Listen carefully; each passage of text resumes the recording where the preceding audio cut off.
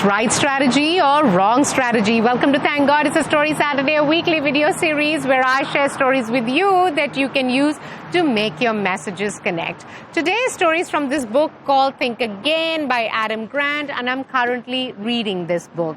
Now, today's story starts in 1949. 15 men, after a bumpy ride, have just been dropped from Montana sky into a valley. Now, these guys are not skydivers, they are smoke jumpers. Smoke jumpers are people who extinguish fire in the wild.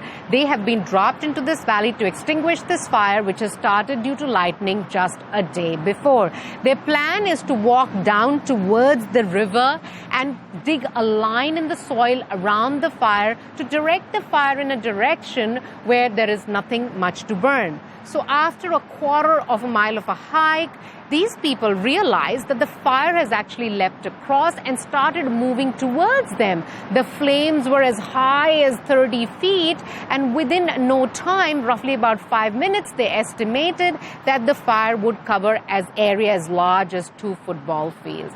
At that point, Wagner Dodge, the guy who's leading these 15 people, decides to change strategy. It's not time to fight. It's time to flight. He says, all right, everybody, let's go back up the hill and start moving towards the top of the hill.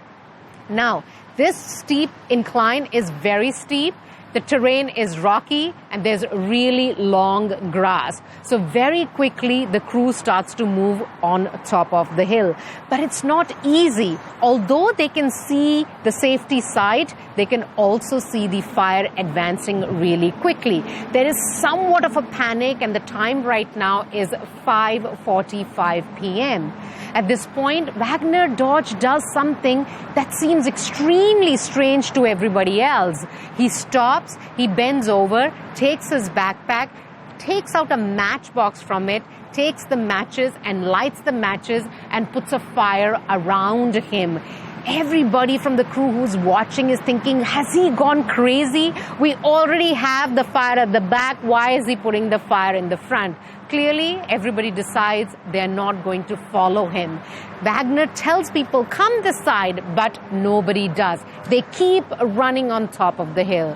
What they hadn't realized at that time, that Wagner had designed a survival strategy. By actually putting fire around him, he had killed the fuel for the fire to come closer to him. So what he did after that was to take his handkerchief, wet it, put it on his face, and lie down so that the fire could just blaze on top of him. And since there's no fuel in that area where he is in the form of the grass, he's already burnt it, the fire will not harm him, which is exactly what happened. Later on, one of the crew members' watch from his pocket was found fallen in the area. With the timing 5:56, the hands of the clock were stuck on it. 12 people out of the 15 people died that day in that fire. Only 3 people survived. Wagner Dodge was one of them.